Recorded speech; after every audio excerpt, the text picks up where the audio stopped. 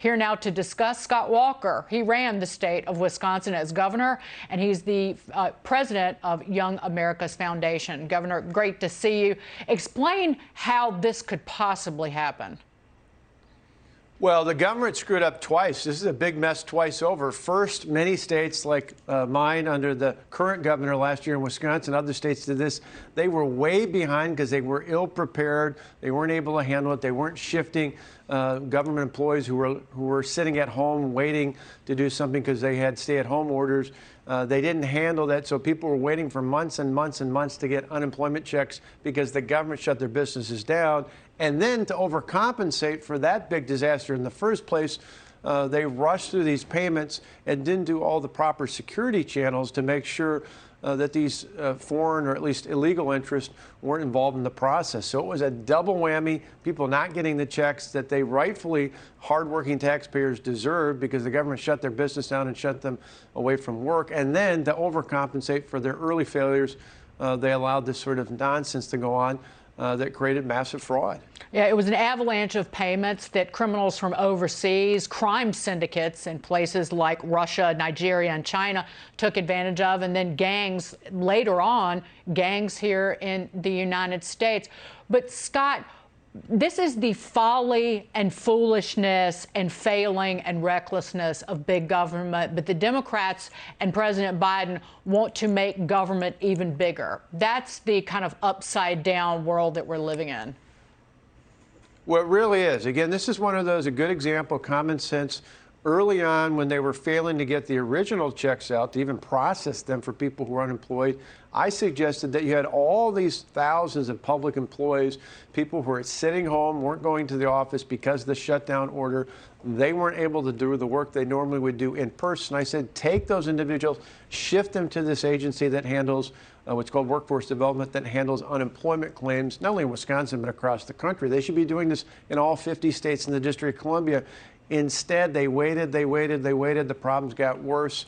And that's when they opened the door towards the kind of fraud that you're talking about, because in doing so, they had to so overcompensate for the massive waiting list that people were hit twice. First, because they weren't getting the check for the job that they weren't able to go work for. And then later, when they did get to go back to work, when the economy started to reopen, now they have to pay higher taxes to pay for claims that went to folks that just were absolutely fraudulent. This is a huge mess, and exactly why the government, particularly the federal government, but even the states, don't need more power. They need less. We need more power in the hands of the individual.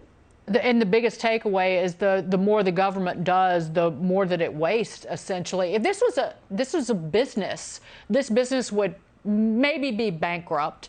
People would be in prison or certainly charged with crime. So who is responsible here? That's the thing that's so frustrating is you've got about almost $500 billion stolen potentially, and who's going to lose their job over it? And ultimately, it has to be paid back. Well, it's somebody's loss, and it's the loss of the taxpayer, quite frankly. The hardworking men and women of this great country are the ones who are paying the bill for this. And they were the ones who were put out in the first case when the government, the heavy hand of the government, not just the federal level, but many states and mayors, long after the pandemic subsided, were still keeping lockdown orders. You still see even some of that nonsense happening in places like California under Governor Newsom there. But then they got the double hit now, because even when they are back to work, they're having to continue to pay taxes, high taxes, to the federal government, to the state, and even to some cities where they were completely incompetent and didn't follow through the necessary channels to make sure that fraud was not being committed.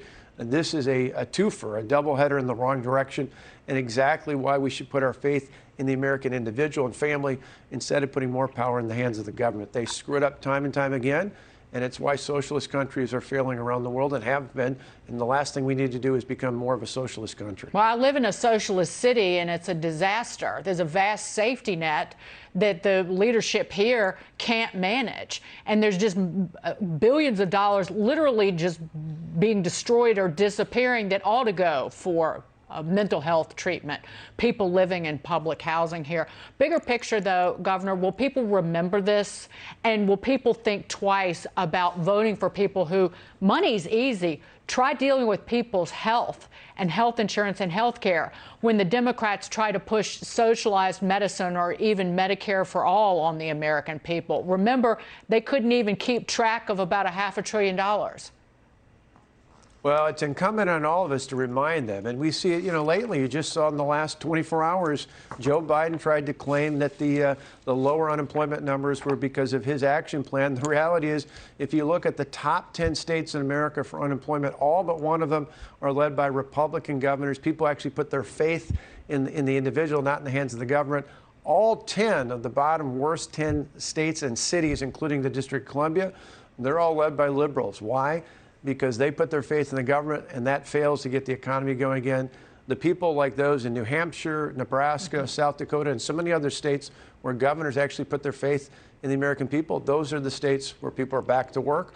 And people should remember that the next time they cast a ballot. Scott Walker, don't get me started on Governor Cuomo. With the 16,000 elderly people dead, the cover-up, the sexual harassment claims, the preferred testing for his family members and the like. So you got me started, but we got to go. I will see you very soon, I hope. Governor Scott Walker.